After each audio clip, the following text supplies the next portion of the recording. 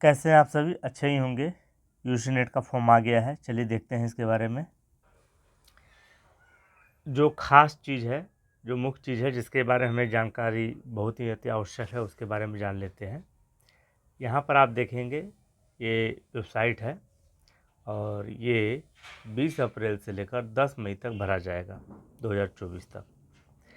इसकी जो शुल्क है वहाँ बात करेंगे। ये देखिए, ये समान आरक्षित है और ये EWOBC का आता है 600 और 325 रुपीज़ जो आता है वो PW वालों के लिए आता है, ST के लिए आता है। बात कर लेते हैं परीक्षा की तिथि के बारे में। तो 16 जून 2024 यानी 16 जून 2024 जो है वो परीक्षा की तिथि है।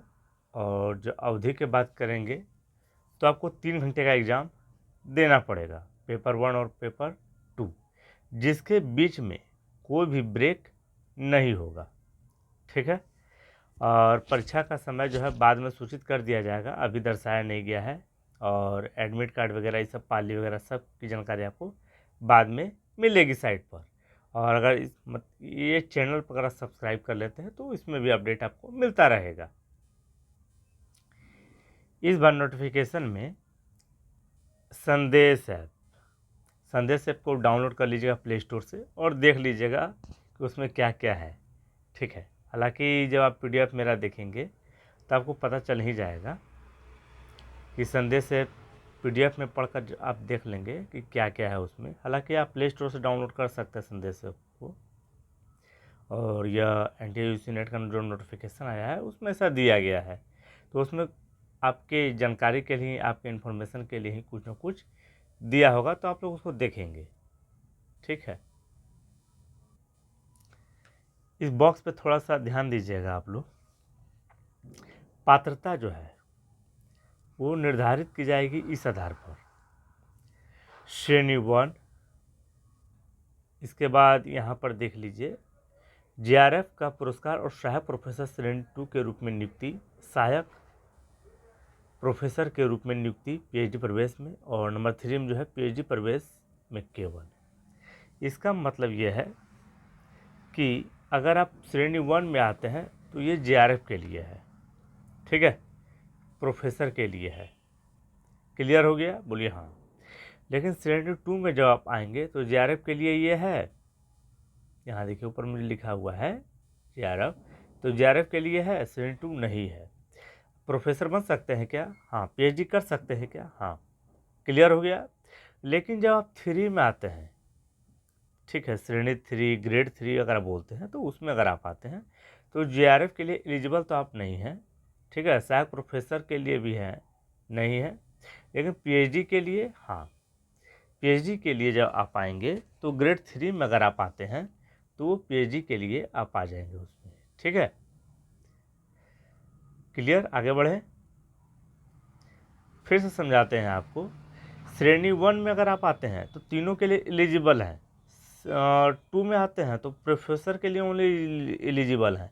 लेकिन अगर आप केवल श्रेणी 3 में आते हैं तो सिर्फ PhD के लिए एलिजिबल है, आप तीनों के लिए एलिजिबल नहीं है। क्लियर?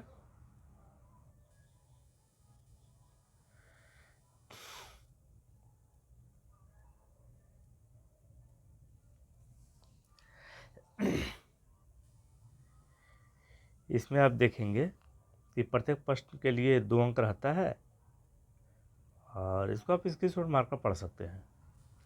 एग्ज़ाम के समय में अगर कोई प्रश्न अगर गलत आ गया है तो उसको हटा दिया अगर जाएगा तो उसको आपको 2 अंक मिल जाएंगे।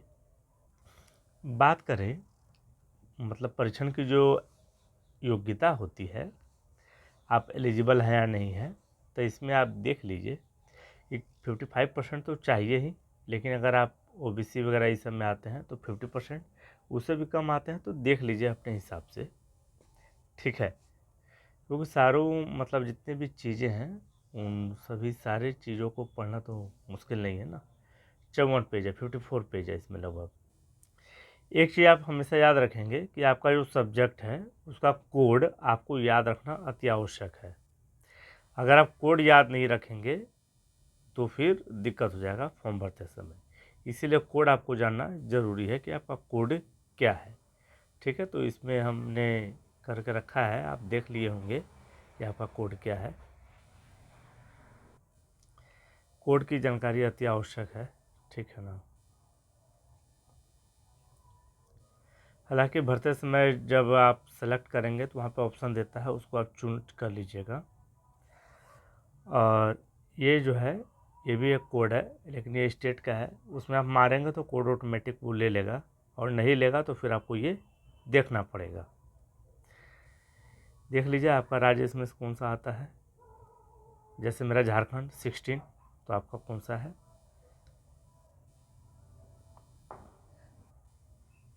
और भी कुछ इसमें ऐसा इन्फॉर्मेशन है कि रिजल्ट कैसे निकालेंगे, स्कोर कैसे निकालेंगे, ये सब वीडियो मैं बाद बनाऊंगा। तो सबसे पहले जब आप एग्ज़ाम देने के लिए व्याकुल हैं या एग्ज़ाम दीजिएगा, तो उसके लिए पहले ऑनलाइन फॉर्म आपको भरना होगा, ठीक है।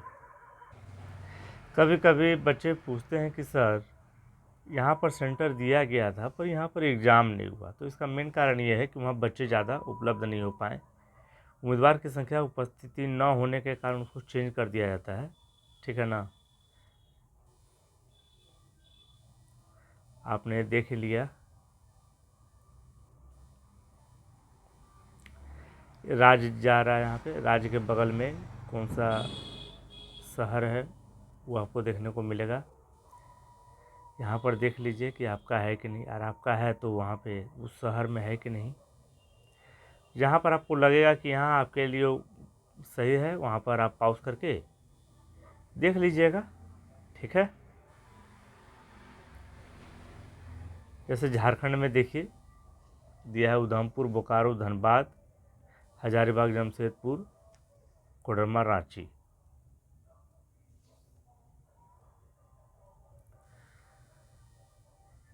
चलिए,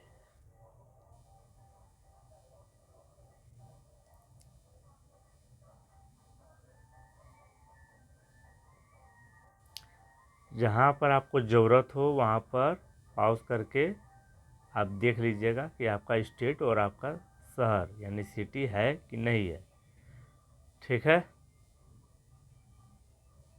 इस बार इसका जो मतलब पीडीएफ है वो बहुत मस्त है, हमको अच्छा लगा क्योंकि इसमें सारा information A to Z information दिया गया है, A to Z इन्फॉर्मेशन लगभग में, ठीक है। जब आप फॉर्म भर लेंगे तो आपको लास्ट में जो है इस तरह का मिलेगा, ठीक है ना। इसको आप प्रिंट करके रख लीजिएगा, फ्यूचर में काम आएगा। सोने की फॉर्म भर लिए और बस प्रिंट आउट करवाया ही नहीं। चलिए मिलते हैं नेक्स्ट वीडियो में, और भी जानकारी लेकर आएंगे। धन्यवाद।